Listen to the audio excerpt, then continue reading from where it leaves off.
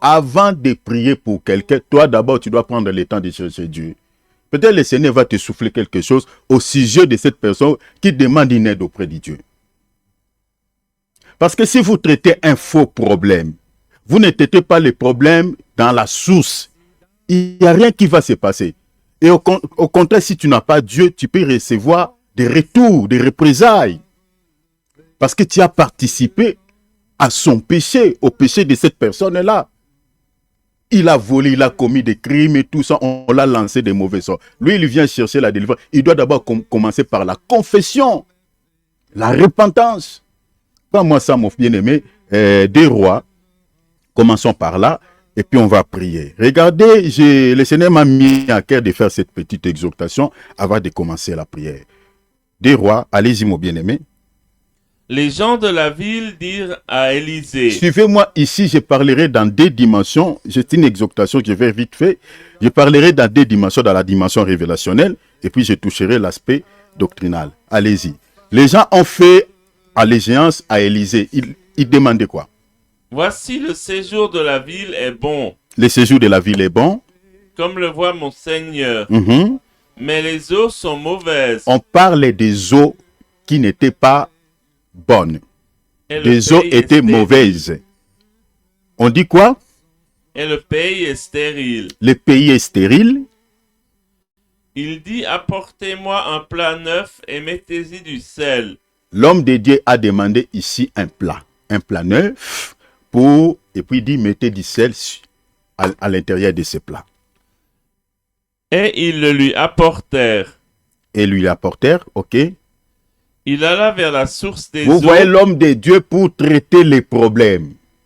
Parce que l'eau, cette eau-là communiquait la mort. L'eau était amère, l'eau n'était pas bonne. Et les gens disent, l'homme de Dieu, comment peut-on boire une telle eau? Parce que ça communiquait la mort.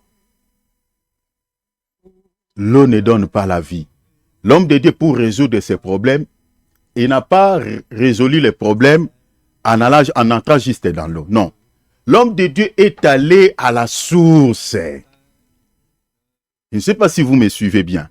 L'homme de Dieu est allé à la source, à l'origine. Il dit non, le problème, si vous voyez l'eau ici, l'eau est amère. L'eau ne communique pas la vie. Le problème, ce n'est pas ici. Le problème, c'est dans la source. Bien aimé, vous savez, même dans la spiritualité, dans la prière, quand vous êtes accablé par des problèmes, bien aimé, avant de pouvoir prendre une décision, avant de pouvoir faire quoi que ce soit pour résoudre ces problèmes, il faut d'abord connaître l'origine de ces problèmes. Il faut d'abord connaître l'origine de ces problèmes. Parce que si vous traitez un faux problème, vous n'aurez pas la solution. Comme aujourd'hui, vous savez, il y a certaines personnes qui prient et qui n'ont pas des résultats, des résultats vraiment, des résultats positifs. Tout simplement pourquoi? Parce qu'ils traitent des faux problèmes. Parce que si vous ne traitez pas les problèmes dans son origine, eh bien, vous n'aurez pas un résultat positif. Donc l'homme de Dieu, pour traiter ces problèmes, est allé à la source. Aller traiter la cause à la source. La majorité des problèmes qui nous accablent ont des origines. Et vous savez, je vous avais dit ici que la majorité des problèmes qui nous accablent tirent sur l'origine dans la spiritualité. Parce que le monde physique notre monde physique ici, est commandé par le monde invisible. Est commandé par le monde des esprits. Parce que c'est la spirituelle qui commande le physique.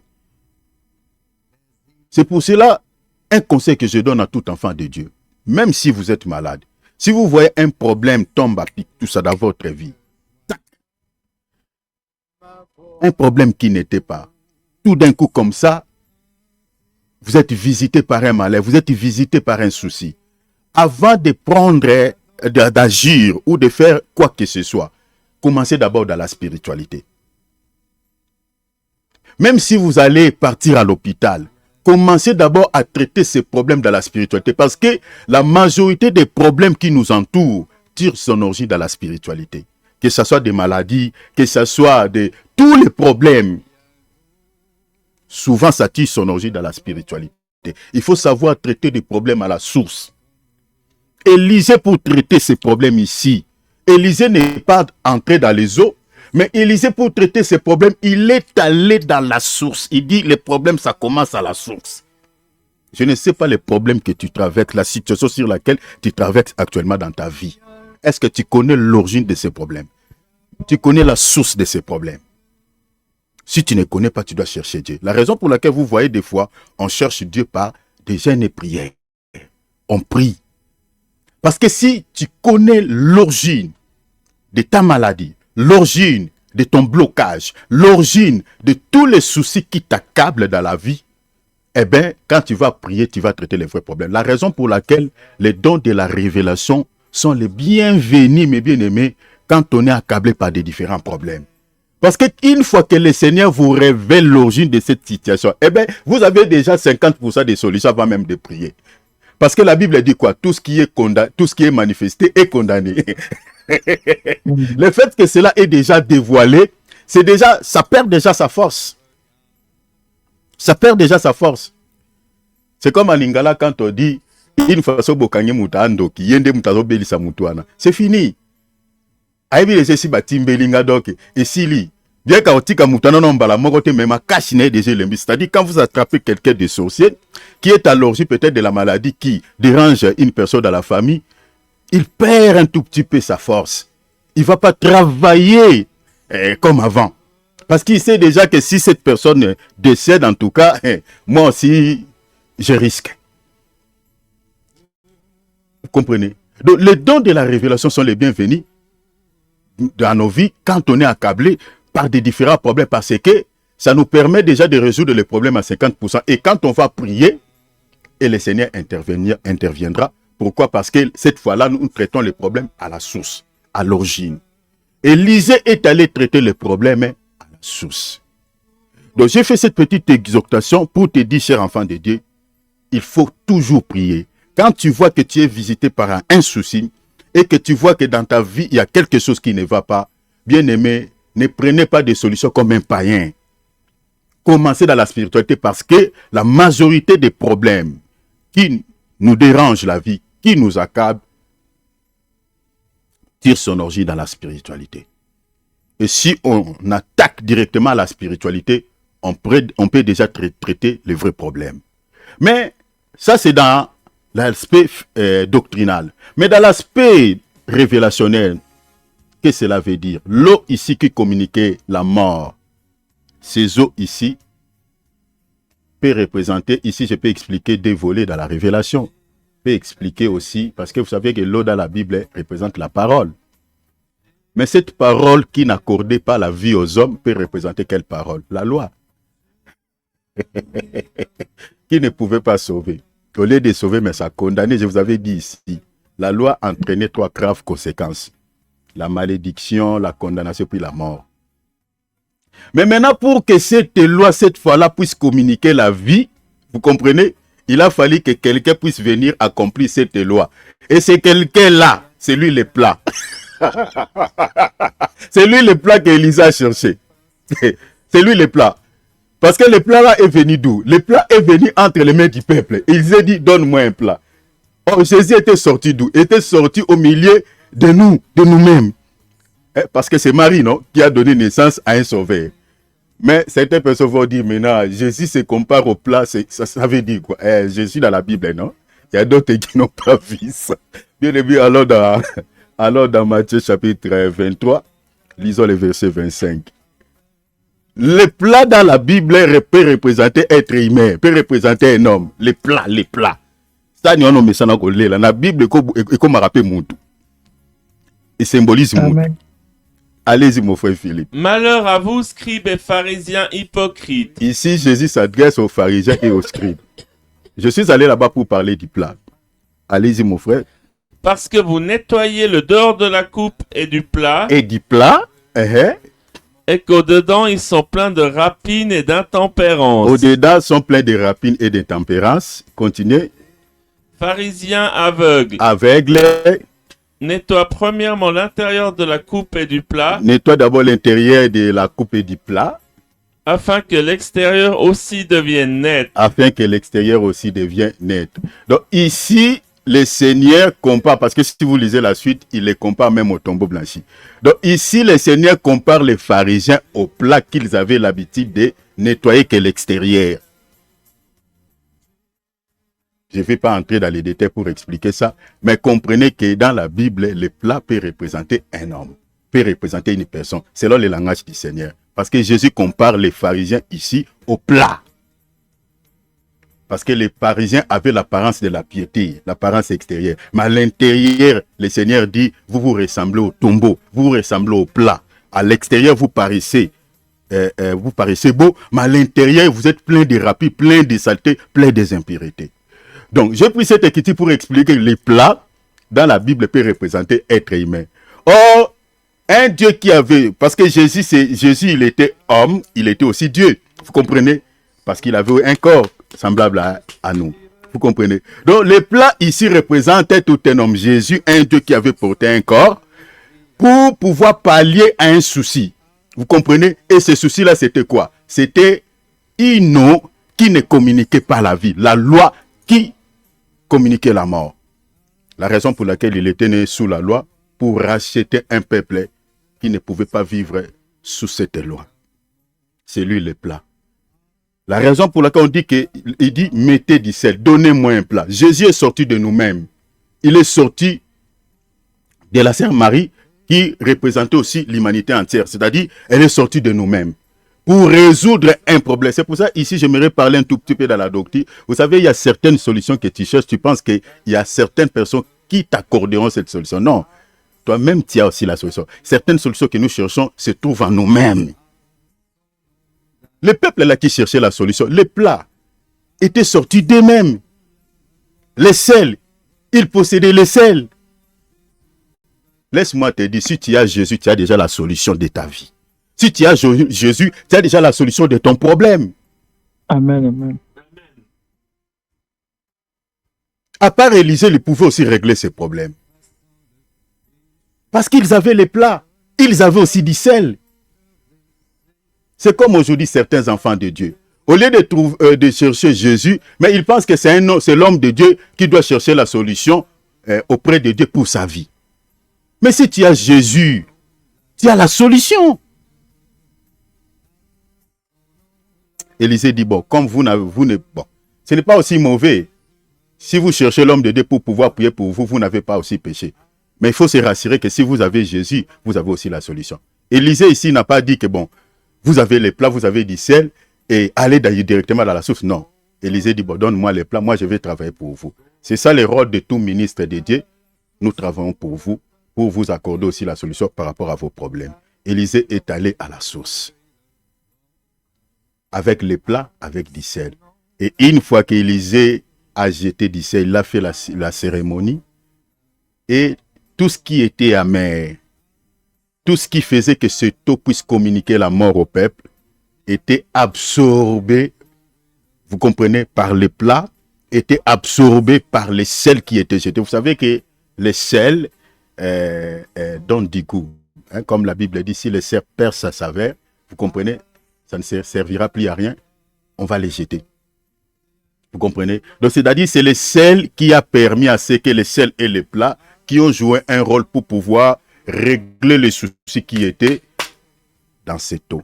Cette eau, c'est l'image de la loi qui ne pouvait pas nous sauver. Mais les plats et du sel ici représentent l'image de tout un homme que j'explique, Jésus, qui était venu pallier ce problème qui persistait sur nous dans la loi de Moïse.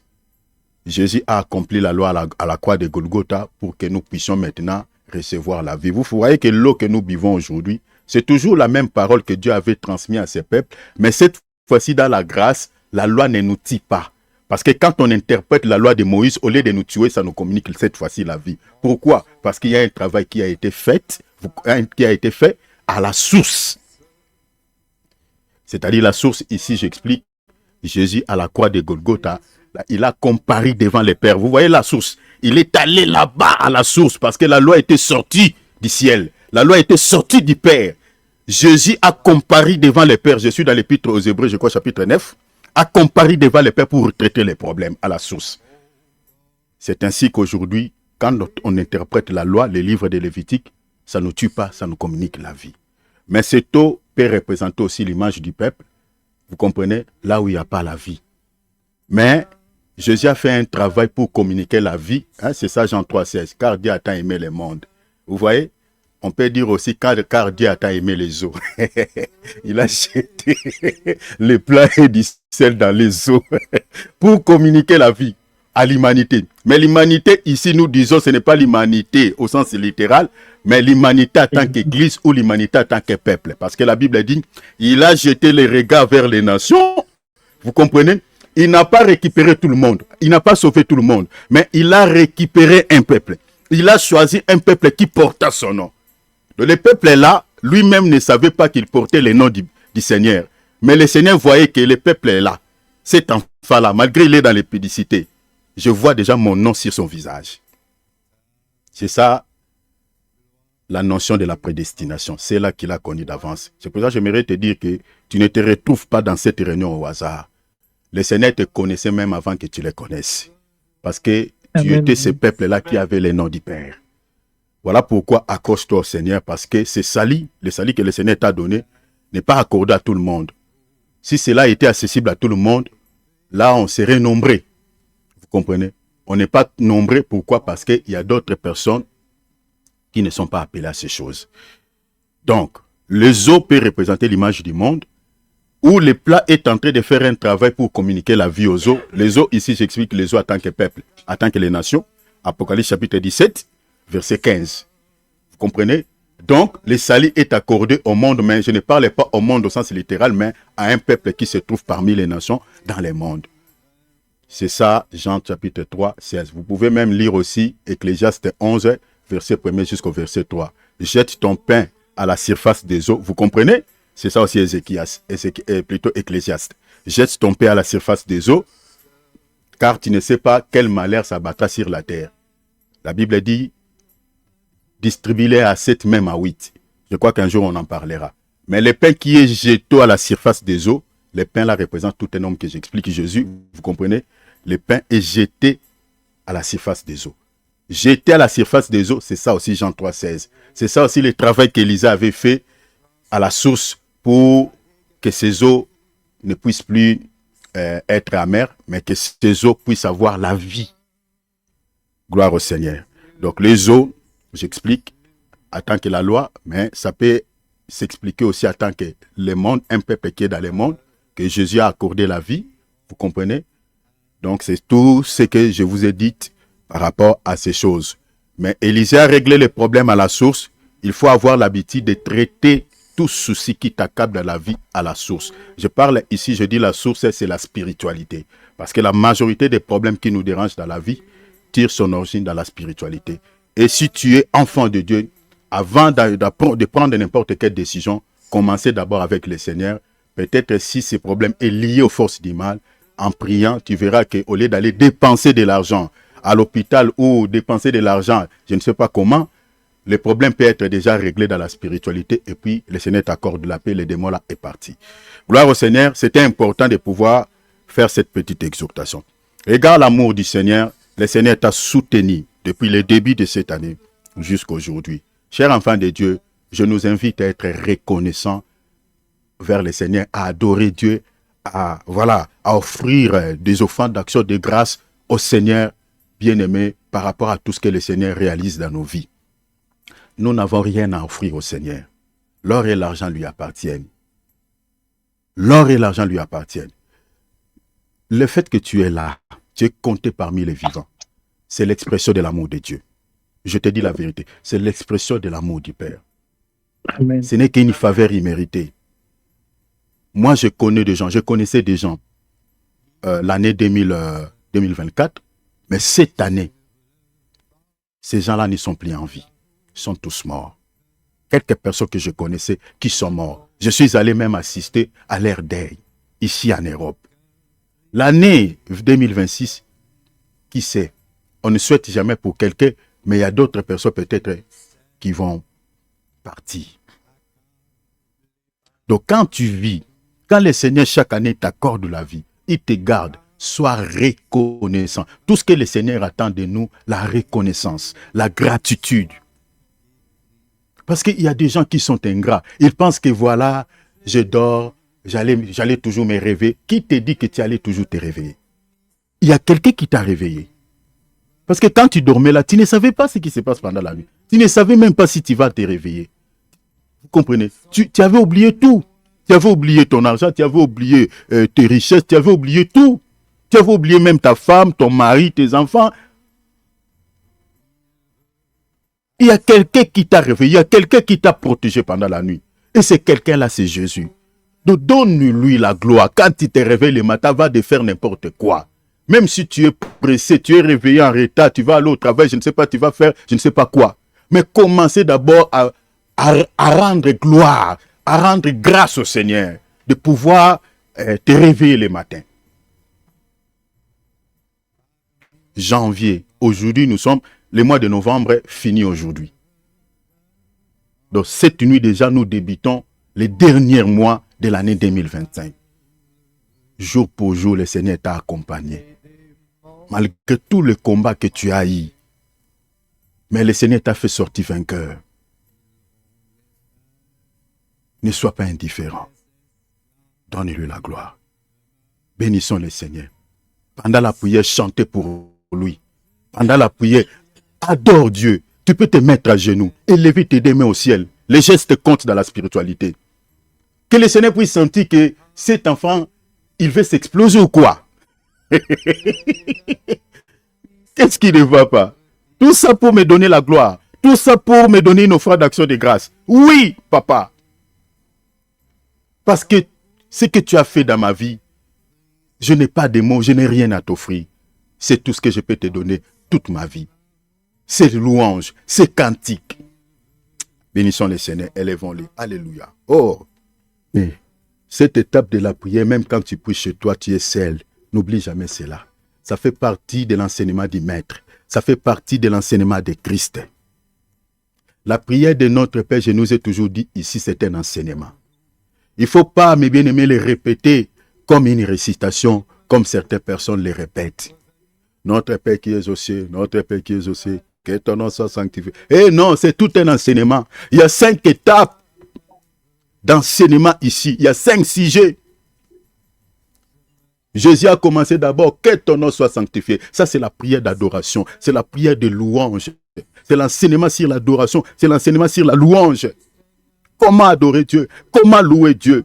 Que ton nom soit sanctifié. Parce que quand on loue Dieu, on sanctifie son nom, on élève son nom, on glorifie son nom, on bénit son nom. Après, il dit, donne-nous notre pain de ce jour, notre pain quotidien. Le pain, en tant que nourriture, on peut demander à Dieu aussi la nourriture. Le pain, en tant que quelque chose qu'on peut toucher, on peut demander à Dieu aussi tout ce qu'on peut toucher, tout ce qui est matériel. Mais le pain, dans le sens spirituel, explique aussi la parole. Lipa mokolo na mokolo. Le pain quotidien qu'on peut demander à Dieu, c'est la parole. Parce que si on le prend aussi dans le sens littéral, c'est-à-dire Bill Gates n'a pas besoin de demander ses pains. Ça, c'est dans le sens littéral. Parce qu'il dit, bon, si c'est pour ça que moi je dois donner ma vie à Jésus, eh bien, je n'ai pas besoin. Parce que je peux créer même des boulangeries chez moi ici. Mais le pain que Bill Gates a besoin, qu'il ne peut jamais acheter avec malgré ses milliards, le pain là, c'est la parole. Parce que ça, il faut que Dieu te le donne gratuitement pour avoir la vie. Est-ce que vous comprenez?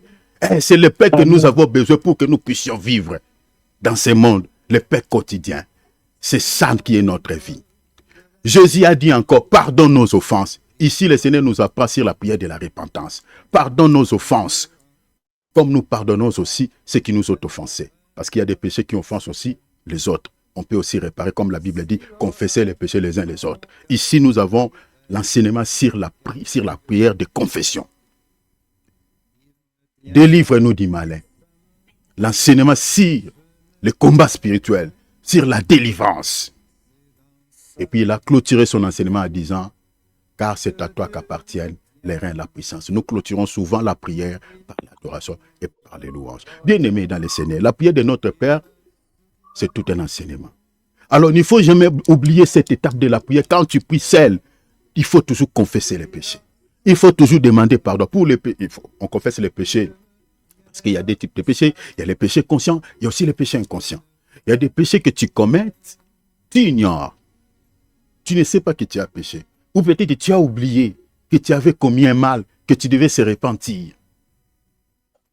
Donc tu dois demander pardon au Seigneur, humilie ton cœur. Parce que si tu ne te sanctifies pas, eh bien c'est compliqué. Le jour de l'enlèvement, tu peux être surpris que le Seigneur a récupéré les uns.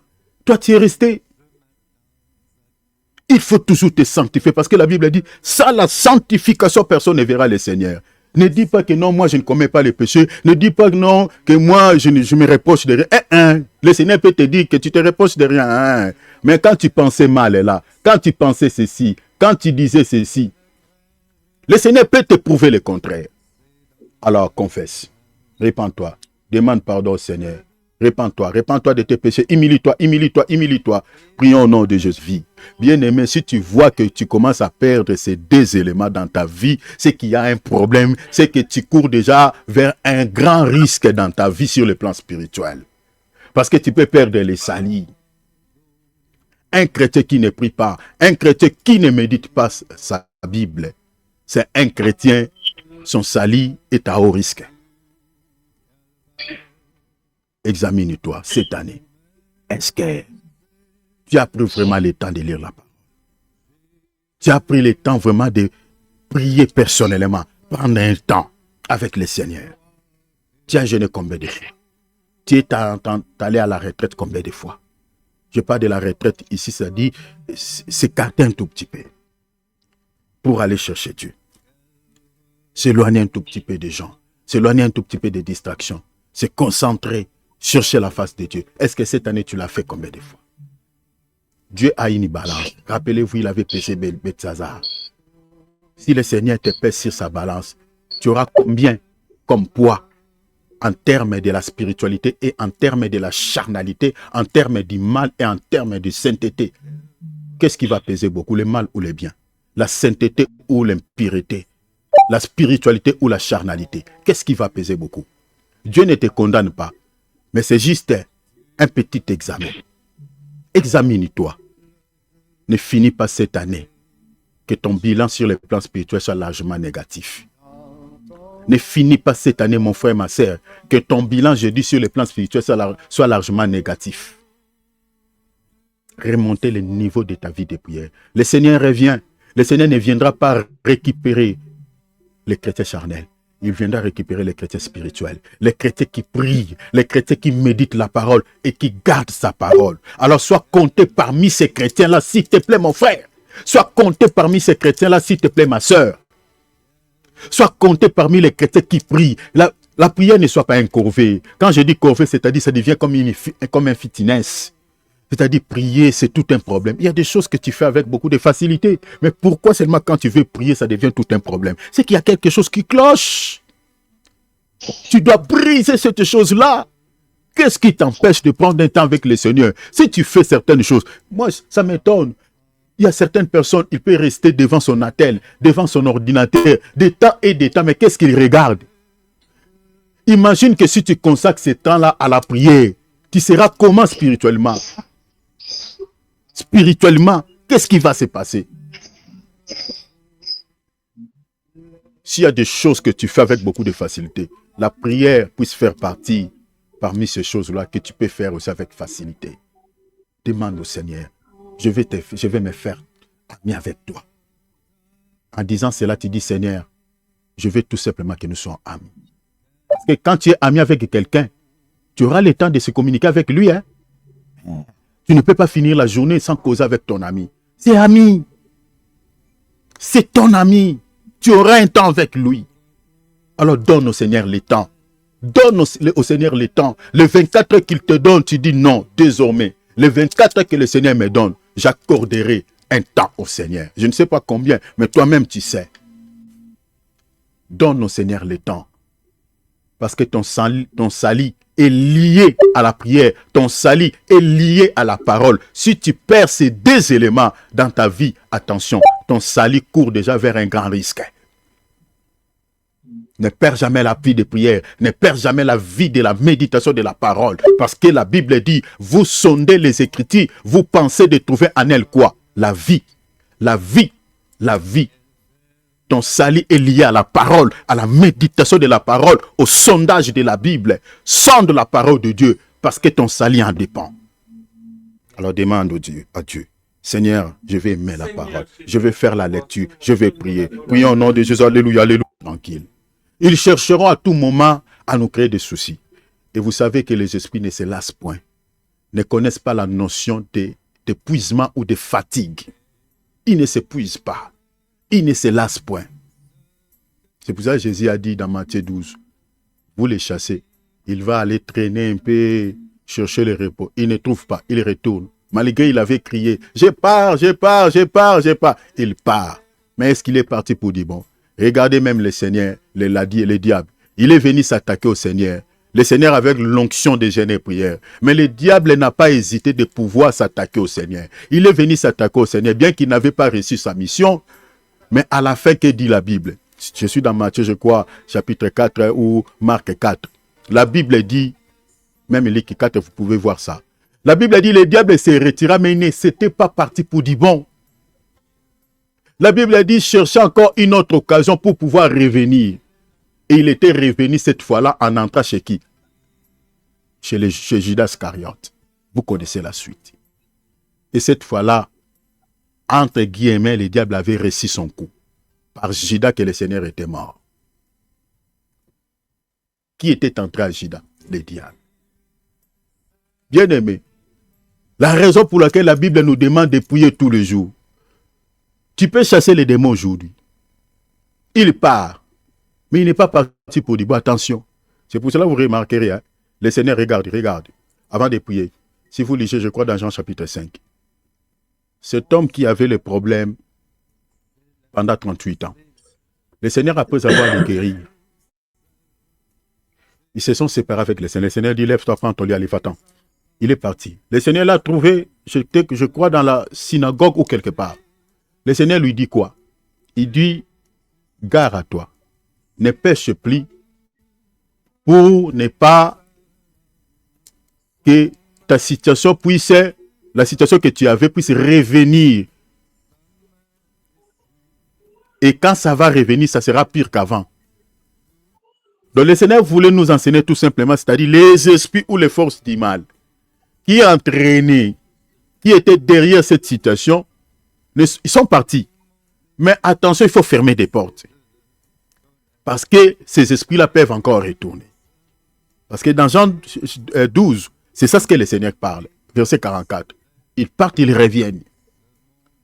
Maintenant, les esprits entrent comment? Lorsqu'il y a les péchés. Le péché, c'est une porte d'entrée. La raison pour laquelle la Bible dit ne donnez pas l'accès à Satan. Maintenant, pour vaincre les péchés, qu'est-ce qu'il faut faire? Il faut prier. Jésus dit, priez pour ne pas tomber dans la tentation. Quand on parle de tomber, la chute, quand on tombe, c'est-à-dire dans les péchés. Donc c'est la prière qui va te préserver de ne pas pouvoir tomber dans les péchés. C'est la prière qui te donnera la force de surmonter le mal par les biens. Et à ce moment-là, le diable n'aura pas l'accès dans ta vie. Pourquoi? Parce que toutes les portes sont fermées, parce que tu ne pêches pas.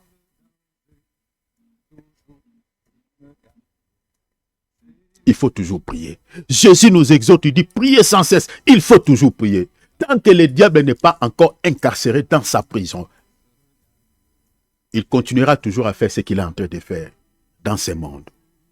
Et son cible numéro 1, c'est les enfants de Dieu. Voilà pourquoi un chrétien, les 24 heures que Dieu te donne, tu dois les consacrer à la prière. Tu dois tout le temps prier. Alors élève ta voix. Mets hors d'état de nuit tous les plans de l'ennemi. Il planifie à tous les jours. Rappelez-vous, non, dans les livres de Déo.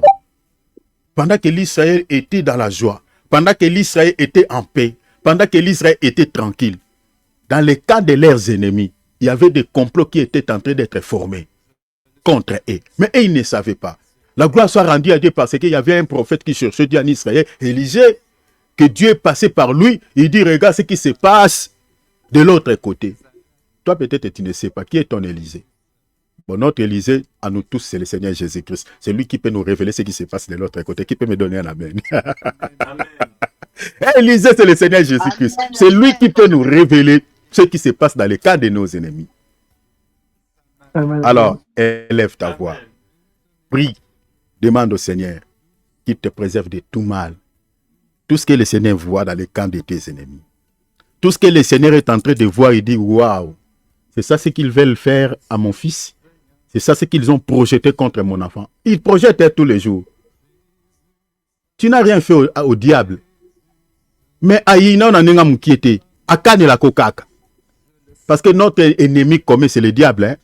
Et quand je parle du diable ici, mélanger même tous ces ivrés-là, c'est ça Satan. Hein? Donc il y en a ça dans la famille, on a diable. Au salaire rien. Au salaire l'autre côté, makane la yo, asepela na yo te. Pour ça neza okufa le lobi musika. Bosolo la répété. Mais ça la makamkuna. Il est en train de planifier certains comment on va mettre fin. Moi ici en Europe, un jour le Seigneur m'a révélé une tente. On ne cause même pas. On ne cause pas. Depuis que je suis en Europe, je l'ai jamais appelé. Et elle aussi, elle m'a jamais appelé. Mais un jour, le Seigneur m'a révélé ce qu'elle était en train de projeter contre ma vie. Est-ce que vous voyez? Et si le Seigneur ne m'avait pas révélé, je pouvais penser que bon, peut-être il est tranquille. Bon, aussi là, tes relations n'ont pas de problème. Moi, je n'ai aucun problème avec elle, mais elle a un problème contre moi. Le fait que je suis en Christ, ça lui dérange. Lève ta voix. Oh, nyos ba bongsi na ngambo na contre vie na yo. Na décembre oyo. Ezala mbula tro kota soki so arumela koya. E simba te. Telema tata, telema zala makasi na losambo. Makaso bimisaka na makamsu, bimisango pe na prière. Si tu as la force pour faire certaines choses, dans la prière, sois aussi fort. Ne sois pas faible dans la spirituellement. Yebisan Zambé. Nengo batelingai, bandage janvier tilelo. Comme tu m'as protégé depuis janvier jusqu'à aujourd'hui. Seigneur, les 1 mois qui restent, même l'année prochaine, papa, je n'ai personne qui peut m'accompagner à part toi. Accompagne-moi. Je mets hors d'état de nuit tous les plans de l'ennemi, tous les plans sataniques, tous les plans... Bien-aimé, c'est par le nom de Jésus que le diable obtempère. C'est par le nom de Jésus que les démons peuvent dégager ta vie. Alors dégage-le. Dégage-le maintenant. Commencez à prier. Mets-le hors d'état de nuit. Élève ta voix. Élève ta voix. Exode chapitre 17, versets 9 à 14. Je lis au nom de Jésus. Alors Moïse dit à Josué, choisis-nous des hommes, sors et combat Amalek. Demain, je me tiendrai sur le sommet de la colline, la verge de Dieu dans ma main. Josué fit ce que lui avait dit Moïse pour combattre Amalek. Et Moïse, Aaron et Hur montèrent au sommet de la colline. Lorsque Moïse élevait sa main, Israël était le plus fort. Et lorsqu'il baissait sa main, Amalek était le plus fort. Les mains de Moïse étant fatiguées, ils prirent une pierre qu'ils placèrent sous lui et il s'assit dessus. Aaron et Hur soutenaient ses mains, l'un d'un côté, l'autre, l'un d'un côté, l'autre de l'autre. Et ses mains restèrent fermes jusqu'au coucher du soleil. Et Josué vainquit Amalek et son peuple au tranchant de l'épée. L'Éternel dit à Moïse, écris cela dans les livres pour que le souvenir s'en converse et déclare à Josué que j'effacerai la mémoire d'Amalek dessous le ciel. Amen. Gloire soit rendue à Dieu. Gloire soit rendue à notre Seigneur Jésus-Christ. Bien-aimés dans le Seigneur, ici nous venons de lire l'histoire d'Amalek. Amalek qui était ennemi du peuple d'Israël. Amalek qui faisait combat chaque fois à Israël. Mais cette fois-ci, Moïse a ordonné il a donné les ordres à Josué de s'organiser, de se préparer pour livrer combat contre Amalek. Et quand il a donné cette instruction, lui-même, Moïse, il a pris la précaution, il a pris la disposition de rassembler, d'être avec Hur et Aaron et de monter à la montagne pour aller prier. Au moment où, le lendemain, le jour Josué est allé maintenant combattre Amalek, et la Bible nous dit qu'au moment où ils étaient en train de combattre, Moïse était au sommet de la colline. Qu'est-ce que Moïse faisait au sommet de la colline? Il n'était pas en train peut-être de se promener, il n'était pas en train de faire autre chose, mais la Bible nous dit que Moïse était là-bas pour invoquer l'Éternel. Il était là-bas en train de prier. Il était là-bas en train aussi de faire sa part. Au moment où Josué était en bas, en train de se battre dans la vallée, mais Moïse était à la montagne, à la colline. La Bible nous dit que là où il était, et chaque fois que Moïse élevait sa main, et de l'autre côté dans la vallée, c'est Israël qui était vainqueur.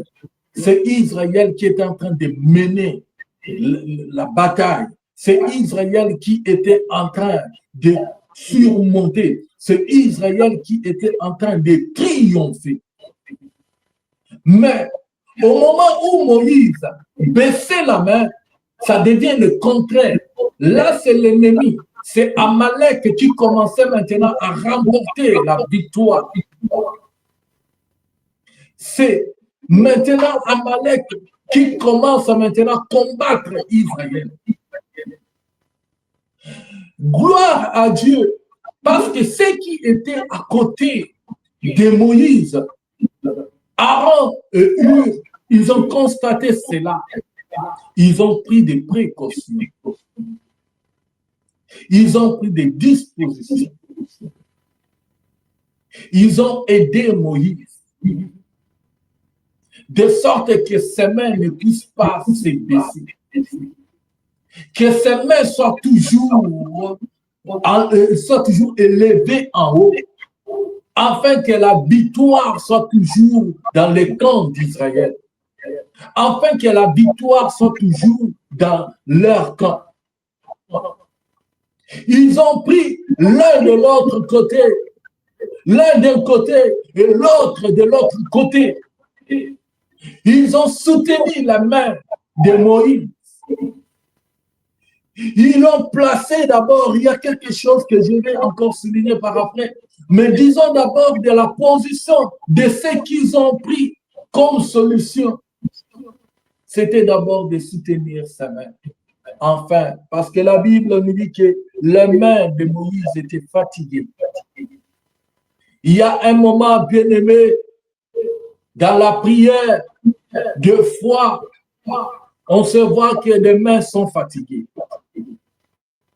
On se prend et on constate peut-être qu'on est fatigué. Peut-être que tu pries, tu vois, il y a des moments où tu vois que je suis fatigué. J'ai trop prié, j'ai trop jeûné, je suis fatigué.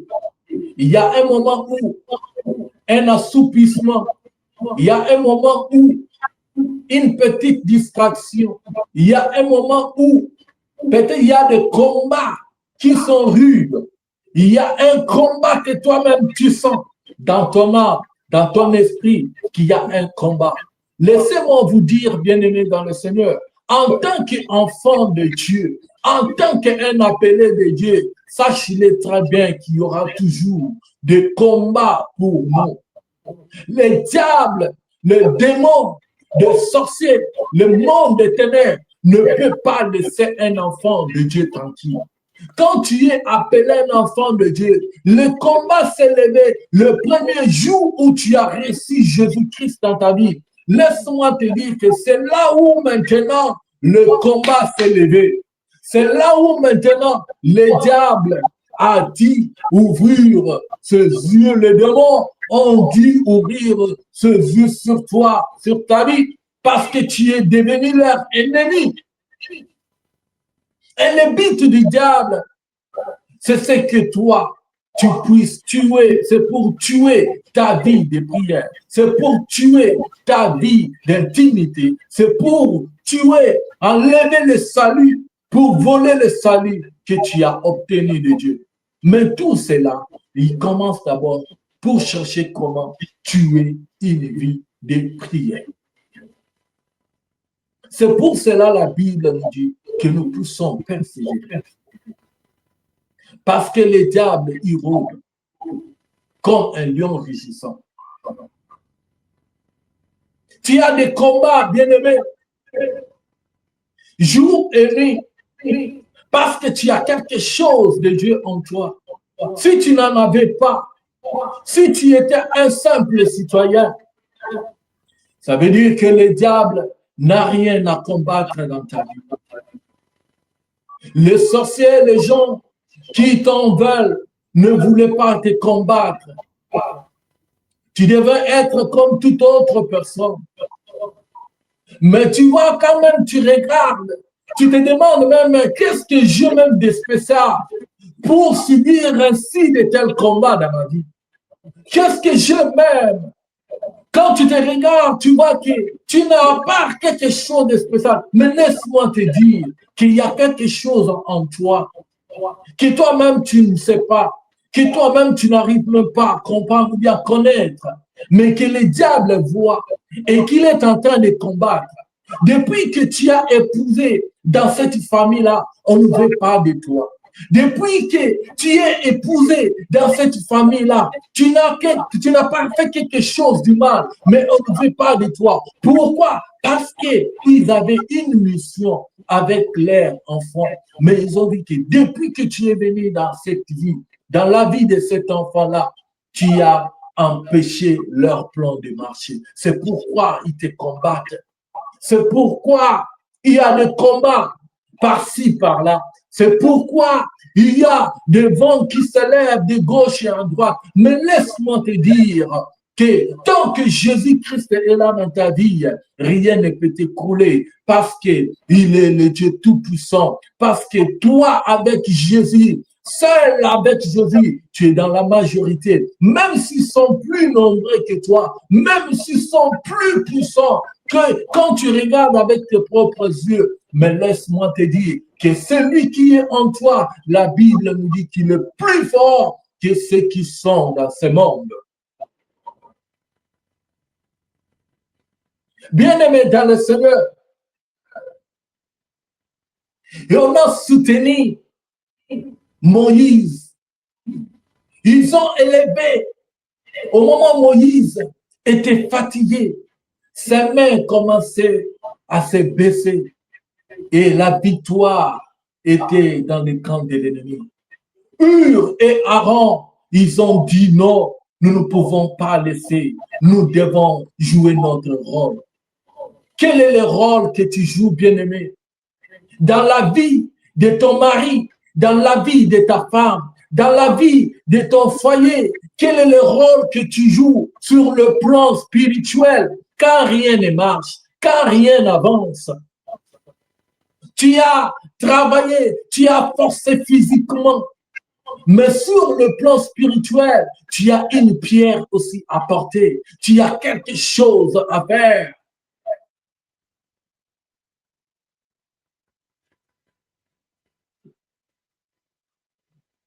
Tu as quelque chose à faire. Ton mari se bat jour et nuit dans plusieurs domaines. Ta femme se bat jour et nuit. Mais tu vois que rien ne marche. Mais qu'est-ce que tu peux apporter comme soutien sur le plan spirituel?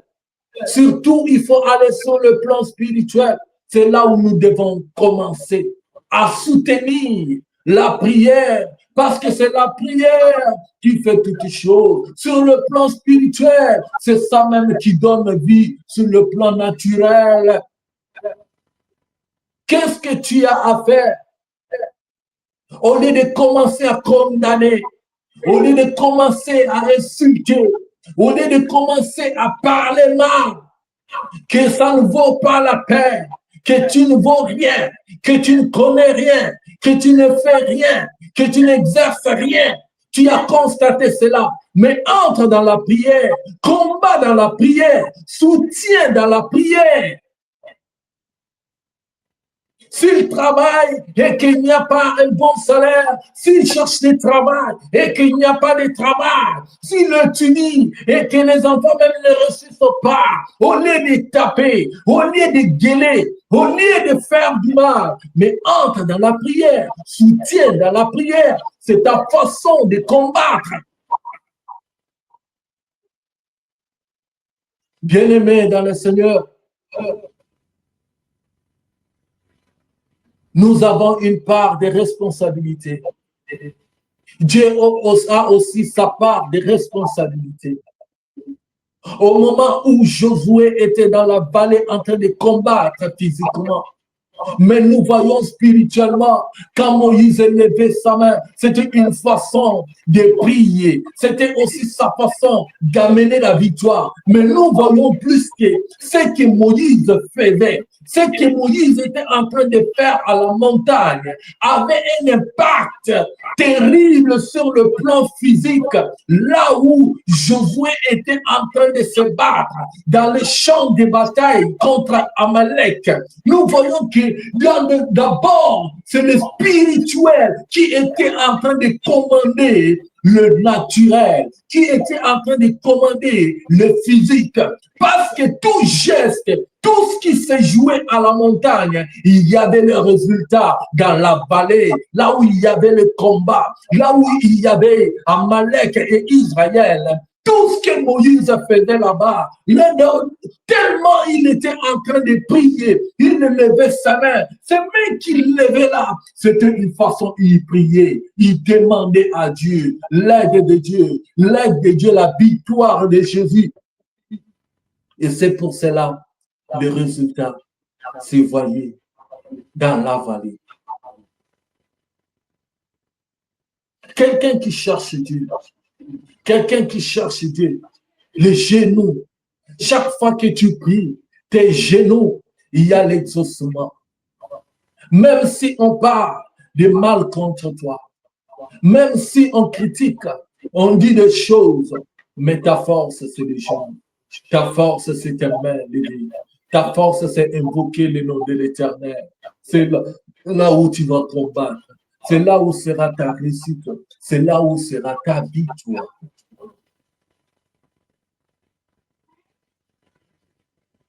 Mais aujourd'hui, nous cherchons des Hur. Nous cherchons des Aaron. Il n'y en a plus. Les gens qui peuvent soutenir spirituellement. Les gens qui peuvent intercéder, aider, chercher la méthode pour aider. La personne que Dieu a choisie. Nous constatons que dans notre famille, il y a quelqu'un que Dieu a choisi. Par lui, la famille est sauvée. Par lui, il y a des choses qui se décantent facilement. Mais nous devons le soutenir dans la prière. C'est la personne qu'il faut soutenir d'une manière ou d'une autre. Parce que c'est par lui que nous avons plusieurs solutions. C'est par lui que nous voyons la main de Dieu. Aujourd'hui, même dans l'église, dans l'œuvre de Dieu, c'est compliqué. Vous allez voir un pasteur titulaire et un pasteur adjoint. Le pasteur titulaire, c'est lui qui a le bâton de commandement. Mais vous allez voir, c'est lui qui est adjoint. Il veut monter un coup d'État. Il veut empoisonner, tuer. C'est lui qui est titulaire pour prendre sa place, pour prendre le commandement de l'Église.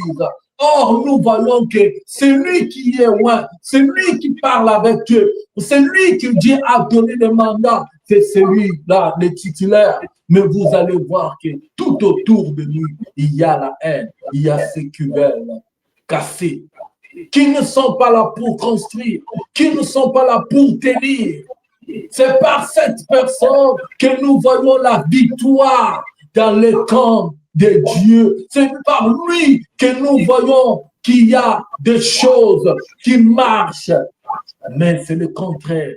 Au lieu de le soutenir, au lieu de prier pour lui, au lieu d'intercéder pour lui, et nous voulons les tuer, nous voulons l'éliminer, nous voulons l'empoisonner, nous voulons l'enlever de la course, nous le mettons de croc en jambe pour que rien ne marche, pour que rien n'avance.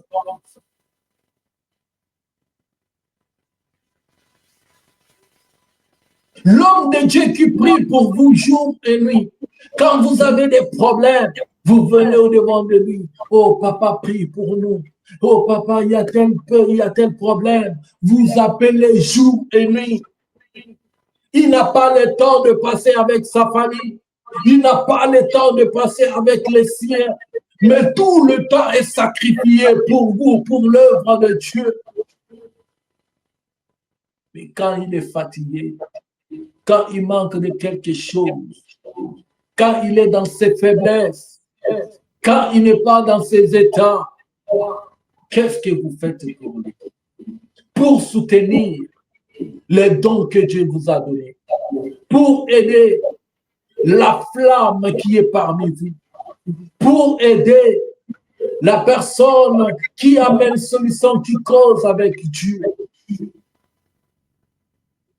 Est-ce que vous priez même pour lui? Est-ce que vous prenez du temps à prier pour sa famille?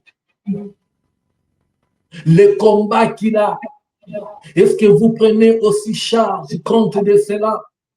Même dans la prière, d'une manière ou d'une autre, pour amener la pierre, pour le soutenir, afin que ses mains ne puissent pas se baisser, afin qu'il ne puisse pas abandonner.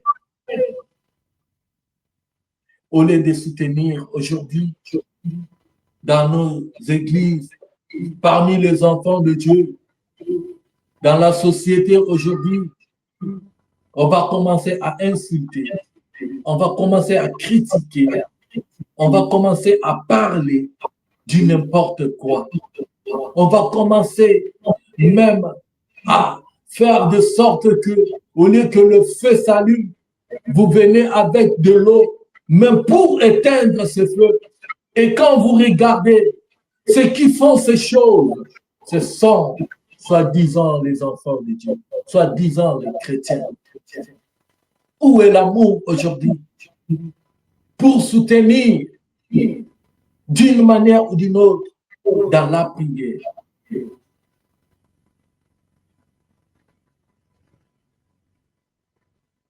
Je me souviens d'un pasteur bien-aimé en Russie. Là, on était, il y avait une église sœur à côté de nous. Et cette église a connu des moments où ce pasteur-là, il était étudiant à l'université de Lumumba, ceux qui connaissent. Et ce pasteur a connu des moments terribles. Une église qui était pleine de fidèles. Une église qui était vraiment une église vivante. Quand vous regardez, vous sentez que c'est une église qui marche très bien. Mais à un certain moment, ce pasteur-là était tombé dans l'adultère avec une fille, une étudiante de l'université, et le pasteur a engrossé la fille. Et au moment où on a suspendu le pasteur, maintenant le pasteur est resté seul dans cette église. Et quand je venais d'arriver, je suis parti dans cette église-là. Arrivé dans l'église, je trouve l'église, on me disait cette église-là était pleine, il y avait beaucoup de gens, mais les gens sont partis. Et l'église était restée à moitié, il n'y avait pas assez de gens. Tout le monde, la plupart étaient déjà partis à cause de cet acte. Et le pasteur était là, assis, on l'avait fait asseoir, et il a été suspendu, et il y avait des anciens, des diacres qui ont pris les relèves. Quand je suis arrivé à l'église, après l'église, c'est là où on me dit que non, le pasteur de l'église, c'est lui qu'on disait là, c'est lui là. Mais j'ai vu, quand j'étais même dans le culte, je l'ai vu à côté, au fond, il était seul, hein, il était vraiment écarté de tout le monde. Et après la prière, j'ai constaté que les fidèles commençaient même à pointer du doigt. Mais moi, je ne comprenais pas les gens qui disaient, il est là. Mais j'ai constaté ce pasteur, il était dans son coin, personne ne le saluait, personne ne s'occupait de lui, personne ne lui demandait rien. Et le pasteur a pris, il s'est fait que, en retournant, on a pris le même bus, je l'ai vu, je l'ai salué. Et c'est là où il a commencé à me relater. Je ne sais pas qu'est-ce qui l'a poussé à me dire ça. Il commence à me parler de sa vie. La première fois qu'on s'est vu, on s'est juste salué. On a vu qu'on venait d'une même église. Et moi, c'était la première fois de venir dans cette église. Et le pasteur commençait en sortant dans le bus. Moi, avec lui, il m'a commencé à me relater ce qui s'est passé. Il parlait. Il me disait, il ne m'a rien caché. Là où j'étais, ça m'a dépassé, ça m'a fait mal. J'ai commencé seulement à le fortifier, à lui parler. Il était blessé. Intérieurement, il m'a dit, je ne sais pas ce qui m'est arrivé. Je ne sais pas ce qui m'a poussé jusqu'à ce point. Je regrette, j'ai voulu. Je ne me sens pas. Je ne me pas. Et c'est passé, bien évidemment, dans le Seigneur. Le temps est passé. Maintenant, le pasteur de l'église, là où j'ai prié, il était son ami. Un jour, le pasteur de notre église, son ami là, il restait, mais il a fait un tour à l'université, à Lumumba, Rouden, il est parti là-bas. Mais il a senti dans sa conscience qu'il doit faire un tour pour visiter les pasteurs, là, les victimes pasteurs. Il doit un peu passer là-bas chez lui parce qu'il est à l'université, dans son université, dans le foyer, au bloc où il était, il doit aller les visiter là-bas, un peu lui dire un bonjour. Quand il part là-bas, il arrive dans sa chambre, le numéro de sa chambre, il frappe maintenant. Il toque, il frappe, mais il n'y a personne qui répond. Mais il a senti comme s'il y a quelqu'un à l'intérieur, mais la personne ne répond pas. Et le pasteur a frappé plusieurs fois la porte, mais la porte ne s'ouvre pas. Et le pasteur a forcé la porte. Il a forcé la porte est ouverte, il est entré, mais il a trouvé le pasteur qui était victime, en train de prendre les médicaments avec des seringues. Il a mis la corde par terre pour se pendre. Il avait déjà fait le testament, il avait écrit. Et puis, je pense, oui, il était même au point, il avait déjà mis la corde. Il avait mis la corde, mais il était en train de se battre, mais il y avait déjà des médicaments, des choses par terre. Et le pasteur est venu, quand il a poussé la porte, directement, il a vu en train de se battre avec la corde. Il est venu, il a poussé de l'autre côté, et puis la corde s'est coupée. Le pasteur est tombé par terre. Il a dit, mais qu'est-ce que tu veux faire, mon frère? Qu'est-ce que tu veux faire, pasteur? Le pasteur a commencé à pleurer. C'est là où il a commencé à pleurer, mais il avait déjà tout arrangé. Il avait déjà tout écrit. C'était seulement sa mort. Il a dit, je n'arrive pas à supporter cette honte. Je n'arrive pas à supporter ce qui m'est arrivé. Et qu'est-ce que le pasteur disait? Et même quand même je parlais avec lui quand on était dans le bus, il m'a dit beaucoup de choses. Il a dit, je suis abandonné de tous. Les gens m'insultent, les gens parlent des choses contre moi, mais j'ai vu que je suis au bout. Le pasteur là a pleuré. Le pasteur là, il s'est dit seul. Ni les diacres, ni les anciens, personne, ni les fidèles. Il était abandonné. Qu'est-ce que j'aimerais dire là, bien-aimé? C'est juste pour vous faire voir Comment est-ce que nous sommes incapables de soutenir nos miens? Nous sommes incapables de soutenir ceux qui sont blessés dans notre camp. Même dans le monde, quand il y a la guerre, dans les champs de bataille, des soldats, s'ils voient que les leurs sont blessés, ils font tout pour les porter même avec les blessures. Ils font tout, même que leur corps ne puisse pas rester par terre, mais qu'ils puissent emporter cela. Ils font tout pour que ceux qui sont attaqués ou bien qui sont victimes de balles, perdus ou quoi, qu'ils puissent les amener. Ils vont les traiter. Peut-être ils peuvent retrouver vie. C'est ce que nous devons faire. Mais c'est le contraire aujourd'hui pour nous, enfants de Dieu. Pour nous, à même soutenir dans la prière, c'est tout à fait un problème.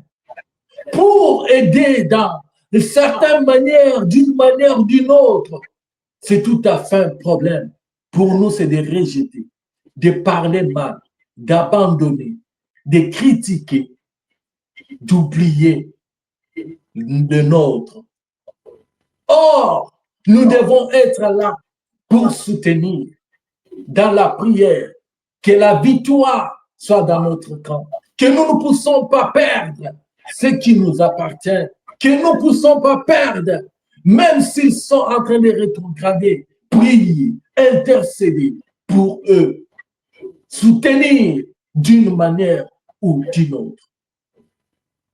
Bien-aimés dans le Seigneur, quand nous continuons, nous voyons que au verset 12, les mains de Moïse étant fatiguées, ils prirent une pierre qu'ils placèrent sous lui et il s'assit dessus. Ils ont pris la pierre, ils ont placé la pierre. Pourquoi ils n'ont pas pris un tronc d'arbre? Ils n'ont pas pris quelque chose d'autre, mais ils ont choisi de prendre seulement la pierre. Alléluia. Ils ont choisi la pierre. Ils ont placé la pierre afin que Moïse puisse s'asseoir. Moïse s'est assis sur la pierre. Ce n'était pas n'importe quelle pierre, bien-aimé. Quand nous regardons la pierre dans la Bible, la pierre, c'est Jésus-Christ. Qui est la pierre angulaire qu'avait rejeté le bâtisseur? C'est Jésus-Christ qui est la pierre.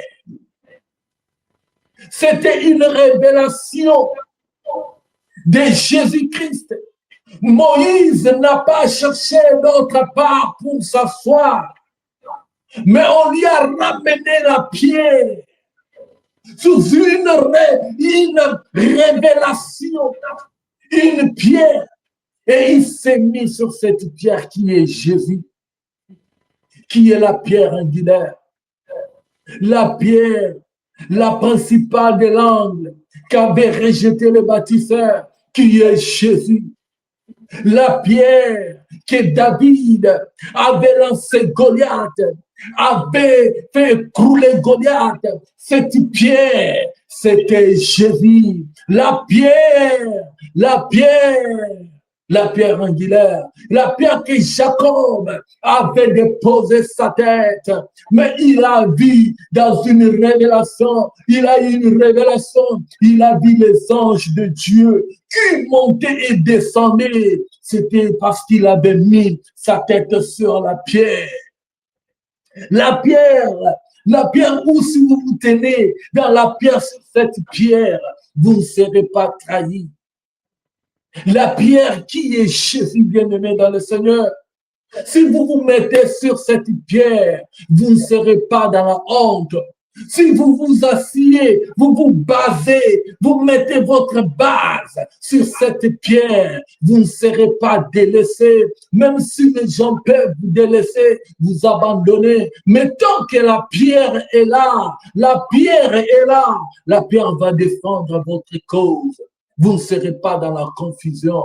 Là où il y a la honte, la pierre viendra pour enlever la honte. Là où on a creusé des trous pour vous, des tombeaux pour que vous puissiez entrer, là où on peut vous enterrer, laisse-moi vous dire que la pierre viendra pour enlever ces trous et eux-mêmes vont tomber dans leur propre fosse qu'ils ont creusé contre vous. Même si ils vous ont donné des habits de honte, des habits d'opprobre, laissez-moi vous dire que la pierre est capable de venir d'enlever cette opprobre, d'enlever cette honte et vous donner un habit de gloire, un habit qui est un félin, un habit qui est un habit qui est blanc et de gloire. Laissez-moi vous dire, cette pierre, c'est Jésus. Sur qui vous vous mettez? Quelle est votre base? Parce que Moïse, ici, il a trouvé la base. C'était la pierre. C'était Jésus-Christ. Il s'est assis sur cette pierre. Oh, bien-aimé, vous devez bâtir votre vie sur la pierre qui est Jésus. La pierre angulaire, Jésus. Cette pierre, la Bible nous dit dans Matthieu 7, il nous dit dans Matthieu 7, 24, que nous devons nous bâtir sur cette pierre. Si tu bâtis sur les sables, oh bien-aimé, que nous devons bâtir sur la pierre. Si tu veux bâtir, bâtis sur la pierre. Si une maison est bâtie sur une pierre, bien-aimé, cette fondation, c'est Jésus. Cette fondation, c'est Jésus. C'est la fondation même. C'est le sous-bassement même qui va tenir la maison. Peu importe les tempéries, peu importe les tempêtes, peu importe des voies, des marées. Mais si vous êtes bâti sur cette pierre, vous n'allez pas être emballé, vous n'allez pas écrouler, vous ne serez pas écroulé, vous ne serez pas emporté. Mais on nous dit de bâtir sur le rocher, les rocs, sur la pierre qui est Jésus, au lieu de bâtir sur les sables. Sur quoi tu as bâti ta foi? Sur quoi tu bâtis tes relations? Sur quoi tu as bâti ton foyer? Est-ce que tu as bâti sur les sables? Si tu bâtis sur le sable, demain ou le lendemain, quand viendra le vent, quand il va pleuvoir, oh bien-aimé, ta maison sera emportée parce que tu as bâti sur les sables. Tu as bâti sur quelque chose qui n'est pas résistant. Mais il faut bâtir sur la pierre qui est Jésus. Sur quoi? Sur qui tu as bâti ta famille, ton foyer? Sur qui tu as bâti ta foi en Jésus? Sur quoi tu as bâti la vie de tes enfants? Sur quoi tu as bâti tes relations? Sur quoi tu as bâti ta confiance? Est-ce que tu as mis ta confiance dans les hommes, dans les humains? La Bible nous dit, maudit soit celui qui se confie en l'homme. Maudit soit celui qui se confie en l'homme. Maudit soit celui qui se confie dans la vie d'un grand frère ou dans notre famille. Nous avons notre aîné. Il a des relations, il a des moyens, il est ministre, il est ceci, cela. Oh, bien-aimé, si tu mets sa confiance en lui, tu seras déçu.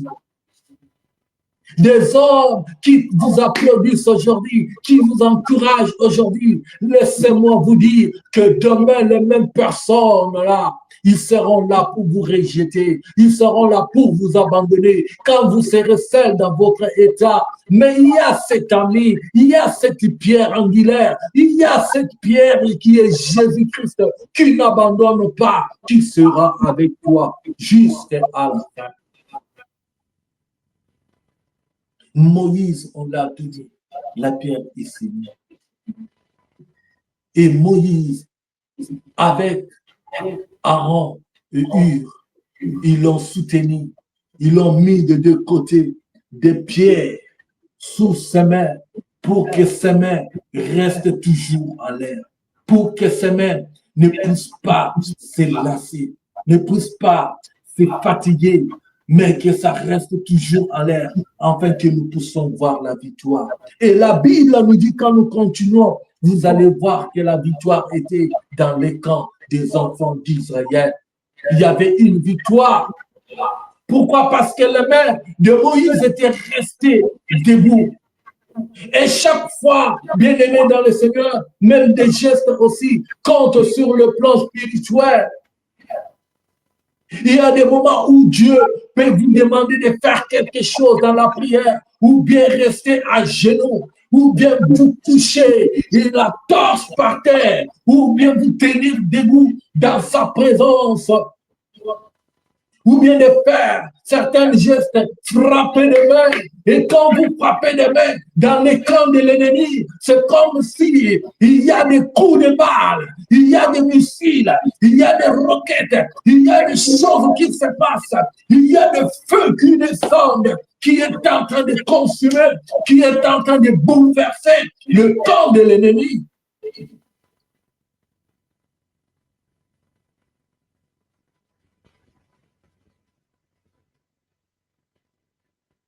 Bien-aimés, nous devons rester basés sur cette pierre qui est Jésus-Christ. Ne compte pas sur ta force, ne compte pas sur tes diplômes, ne compte pas sur tes connaissances, ne compte pas sur ce que toi tu connais, mais compte plutôt sur Jésus-Christ qui est. Dans la bataille que tu as, dans les combats que tu as, tu auras la victoire. Et parce que Jésus est à tes côtés, parce que tu ne combats pas seul, parce qu'il y a quelqu'un qui a remporté la victoire, qui a combattu, qui est là pour toi. Un vaillant héros, oh Jésus-Christ est le vainqueur, il a vaincu le diable, il a vaincu le monde, il a vaincu le monde des ténèbres. Celui-là, il est à tes côtés. Sache-le très bien que tu es dans la victoire, même si tu le fais.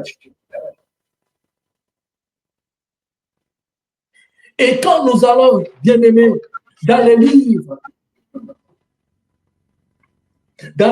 de Néhémie, Néhémie chapitre 4, verset 17, vous allez lire à la maison. Là-bas, nous voyons encore, au moment où Néhémie était en train de construire, ensemble avec le peuple, les gens qui étaient tout autour de lui, les enfants d'Israël, ils étaient en train de construire la muraille qui était détruite et les portes qui étaient consumées. Mais Néhémie est venu pour mettre ce peuple ensemble. Il n'a pas construit seulement physiquement. Et Néhémie a construit aussi sur le plan spirituel, dans le jeûne et dans les prières. Il était un homme qui priait, malgré qu'ils avaient affaire physiquement. Mais d'une part, ils ont combattu, ils ont préparé, ils ont construit aussi sur le plan spirituel, dans la prière. Et la Bible nous dit là-bas que les gens qui étaient à la construction, ils construisaient avec une main et de l'autre main, ils tenaient une arme pour le combat. D'une part, nous comprenons que il y a des moments où nous devons connaître notre rôle. Parce que dans ces domaines, il y a le rôle de l'homme. Il y a aussi le rôle de Dieu. Il y a aussi ta responsabilité. Il y a aussi la responsabilité de Dieu. Et regardez aussi dans ce que nous venons de lire dans Exode, il y avait aussi, et il y avait la part de l'homme. Nous voyons Josué en train de combattre contre Amalek. Mais de l'autre côté, dans la montagne, dans la colline, nous voyons qu'il y a aussi, durant les collines, nous voyons qu'il y a aussi Moïse qui était en train de prier. Il avait aussi sa part de responsabilité. Josué aussi était en train de combattre avait aussi sa part de responsabilité. Qu'est-ce que j'aimerais dire par là? Bien-aimés dans le Seigneur, nous pouvons bien prier, nous pouvons bien prendre du temps de jeûner, mais sache-le très bien, dans le domaine où nous pouvons prier, dans notre vie, nous avons aussi notre responsabilité. Si tu demandes le travail à Dieu, si tu es là en train de prier, de jeûner, ça ne suffit pas seulement de prier et de jeûner, mais il te faut aussi, après avoir prié et jeûné pour le travail, sortir, aller chercher du travail, sortir, aller frapper, sortir, aller chercher. Et c'est pendant ce temps que tu verras la main de Dieu. Dieu se manifester. Tu cherches quelque chose de la part de Dieu, de mariage. Je cherche une bonne promotion. Je cherche la maison où je cherche les documents. Je cherche. Mais il y a des procédures que tu dois faire après avoir prié. Sors par là où il faut pour avoir des documents, aller chercher, frapper. Sors par là où il faut avoir à manger ou bien acheter, va pour acheter. Sors, lève-toi, tu demandes les mariages. Mais quand les hommes ou bien les femmes viennent devant toi, toi tu minimises, tu négliges. Le frère vient devant toi, tu regardes, au moment où tu dis, oh Seigneur, donne-moi le mariage. Je cherche un homme de ma vie. Seigneur, mets dans mon chemin un homme qui va me prendre en charge, un homme qui va m'aimer. Oh Seigneur, aide-moi. Mais tu vois quelqu'un qui vient devant toi pour t'aimer. Tu regardes d'abord du pied jusqu'à la tête. Tu regardes sa position. Tu les classes déjà, tu regardes déjà son niveau, tu as déjà tout calculé, tu as conclu. Tu regardes d'abord les pantalons qu'il a, tu regardes la chemise qu'il a, tu regardes la taille, tu regardes sa beauté. Tu dis que moi j'aime seulement des tailles comme ça, qui a une barbe un peu pointue, qui a un corbeau, qui a une tête un peu ronde, qui est long de taille, qui est clair de teint, qui est comme ci, comme ça. Tu donnes déjà tes précisions, mais bien aimé dans le Seigneur, mais tu oublies que la personne qui est devant toi, tu ne sais pas ce qui sera son lendemain. C'est la personne que Dieu t'a envoyée. Peut-être qu'il restera fidèle à toi, mais toi, tellement tu as tes calculs, tu ne te tiens pas compte de ce que Dieu peut t'envoyer ou bien de ce que Dieu t'a donné. Tu n'acceptes pas cela. Toi, seulement ce que toi, tu as conçu. Tu as déjà tout ton canevas. Tu as déjà tout ton menu de ce que toi tu veux.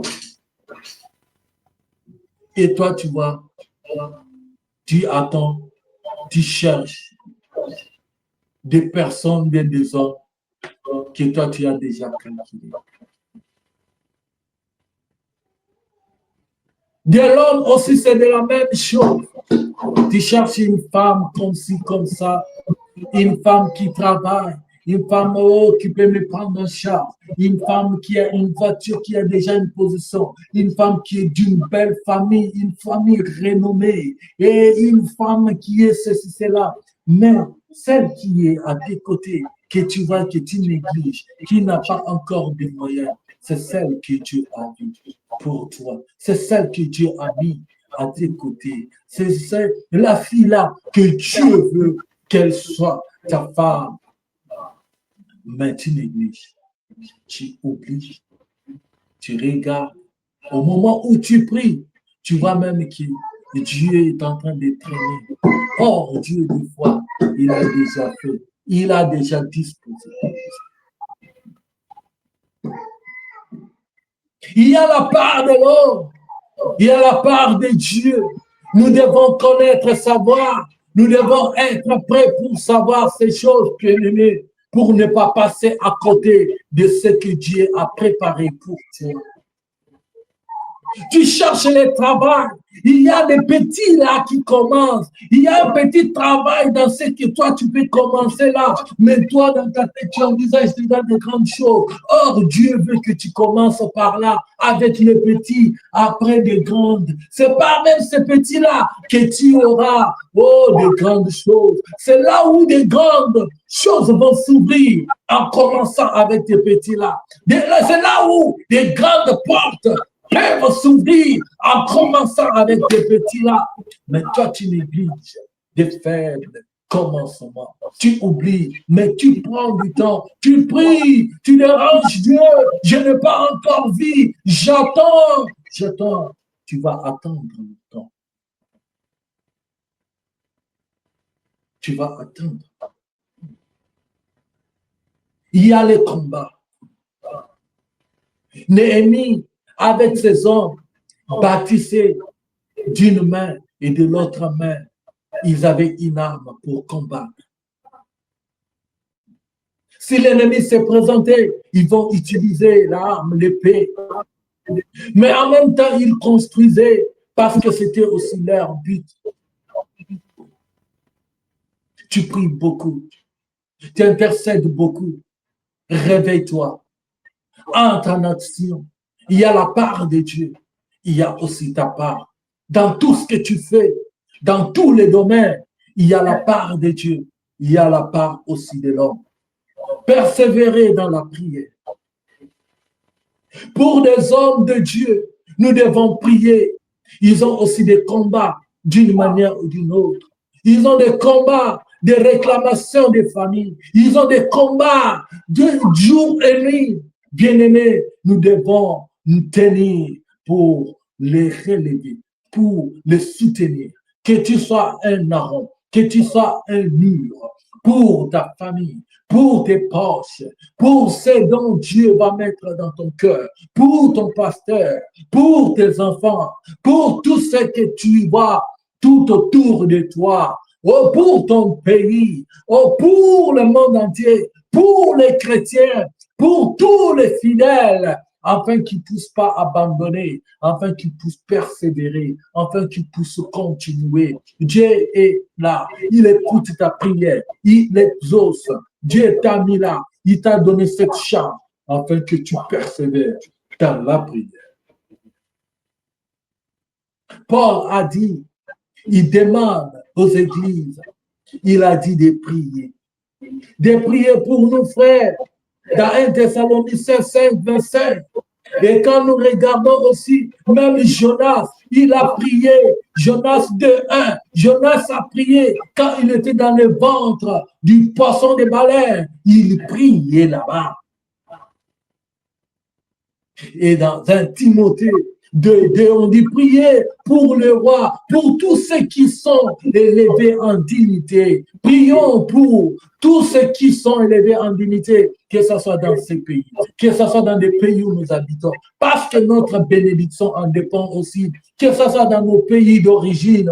Prions des fois pour les ministres, pour tous les présidents, pour tout le monde. Des fois, vous allez voir quelqu'un avec de bonnes initiatives, de bonnes idées. Quand il arrive dans ces postes-là, quand il était dehors, il était en train de dire des choses, de dire quand j'arrive, je vais faire ceci, cela. Il avait bien son plan. Mais quand il arrive dans ce domaine-là, vous allez voir qu'il va commencer à faire autre chose. Il va commencer à faire des choses qu'il ne s'attendait pas. Bien aimé, on peut condamner, oui, mais le mieux, le meilleur à faire, c'est de soutenir dans la prière, c'est de prier pour lui. C'est de prier parce que nous ne savons pas qu'est-ce qui est en train de lui arriver, qu'est-ce qui est en train de traverser ses pensées, quel combat il a aussi à ce niveau-là. Mais nous, en tant qu'enfants de Dieu, en tant que le peuple de Dieu, nous devons les soutenir, les tenir dans la prière, soutenir les uns les autres. Le mari, prie pour ta femme.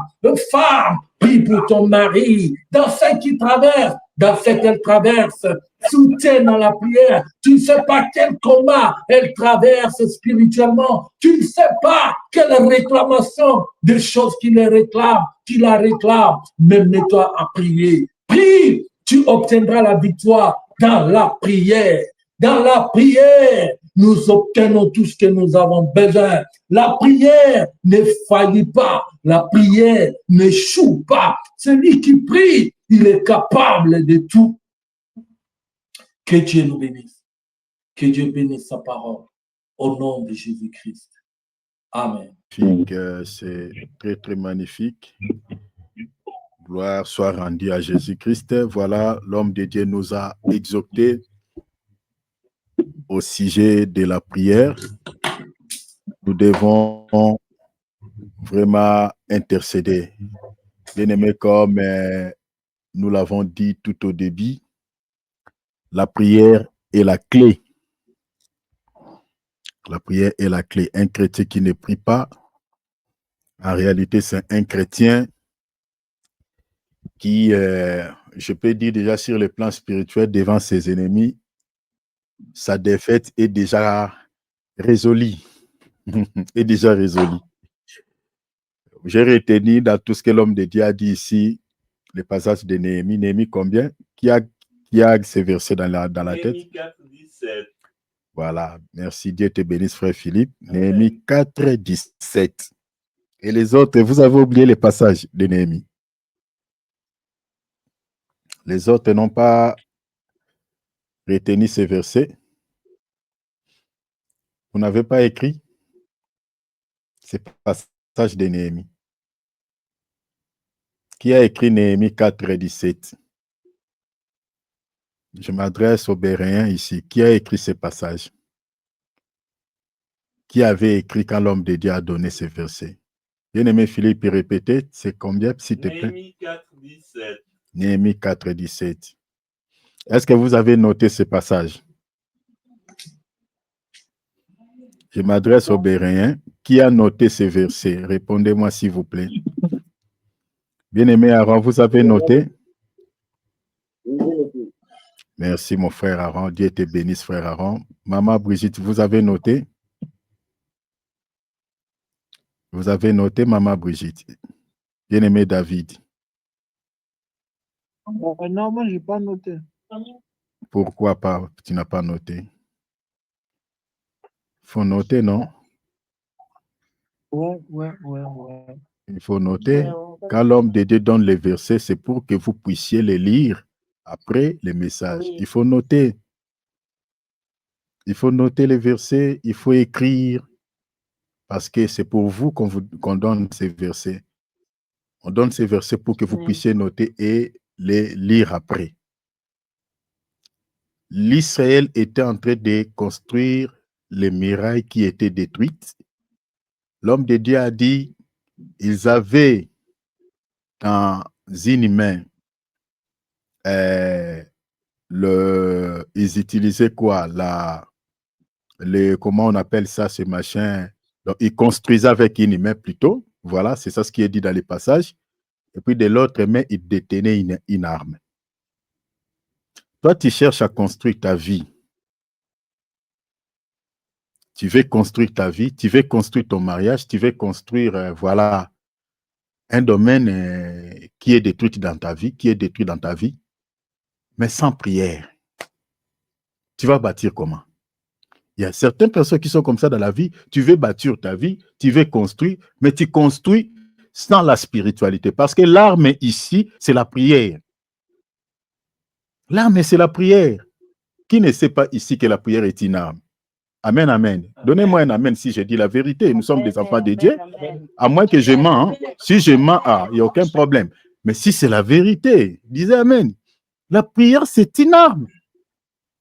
Éphésiens chapitre 6. Revêtez-vous de toutes les armes, n'est-ce pas?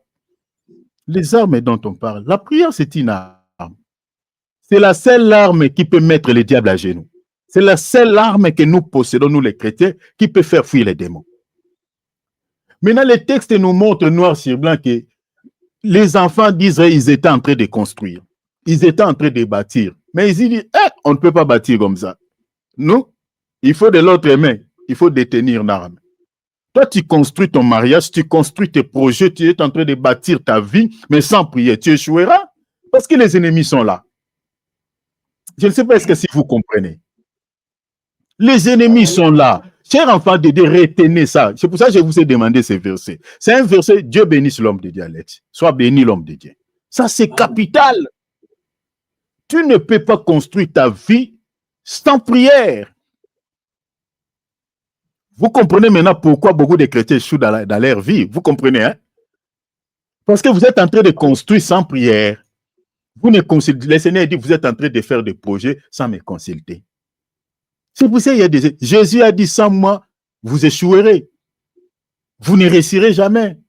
Vous ne pouvez rien faire. Nous avons plusieurs exemples dans la Bible. Qui parmi nous, tels que nous sommes là, qui n'a pas de projet? Qui n'a pas de projet, tel que nous sommes là? Qui n'a pas de projet? Qui n'envisage pas faire quelque chose dans l'avenir? Tous nous avons des projets.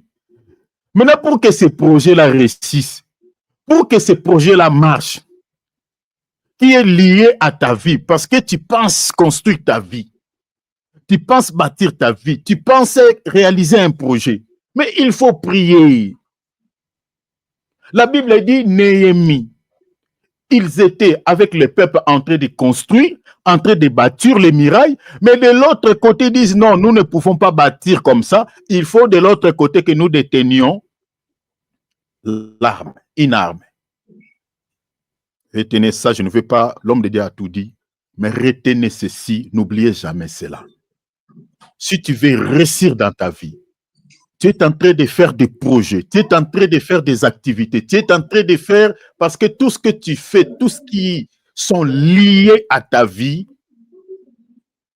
chers enfants de Dieu, il faut toujours les associer avec la prière pour que les choses marchent bien.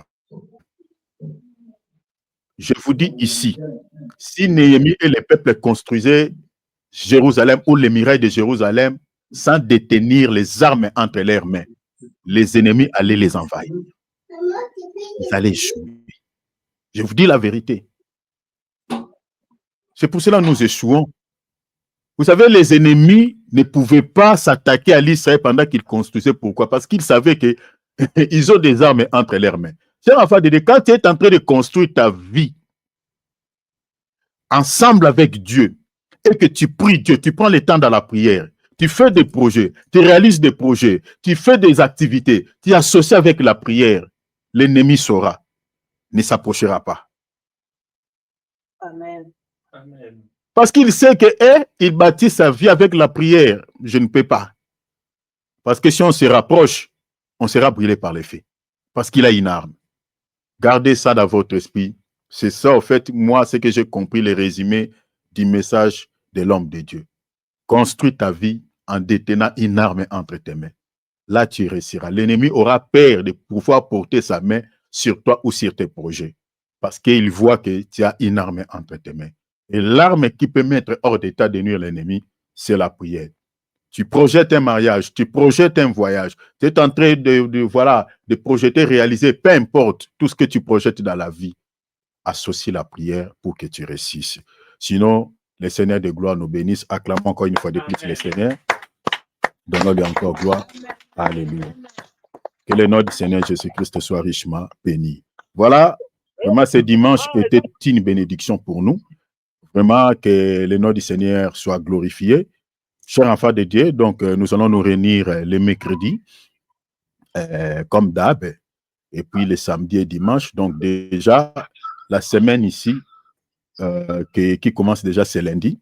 Donc, nous allons prier pour cette semaine, parce que c'est déjà le mois de décembre. Prions que cette semaine soit bénie pour toi. Seigneur Jésus. Demande à Dieu que cette semaine soit une semaine de surprise agréable. Demande à papa, bien aimé. Quand je dis ces choses, je les sens même dans mon cœur. Vous voyez comment j'ai appelé Dieu? Je dis demande à papa. Parce que moi, dans mon esprit, même peut-être que, comme je l'ai dit là, Dieu sait que vraiment, ces petits-là, ce qu'il dit, c'est ça. Parce que je suis son père. Donc, il faut dire comme ça. Il faut savoir aussi parler à Dieu. Dis à ton père, papa, accompagne-moi cette semaine. Tout ce que tu feras, même si peut-être tu ne vois rien, tu n'as rien, mais Dieu peut appeler l'existence ce qui n'existe pas pour toi. Il peut appeler un bien. Il peut appeler un bonheur de visiter cette semaine. C'est possible. Parce que regarde la manière dont il a créé, il a appelé l'existence, ce qui n'existait pas. Prie, remets ta semaine entre les mains.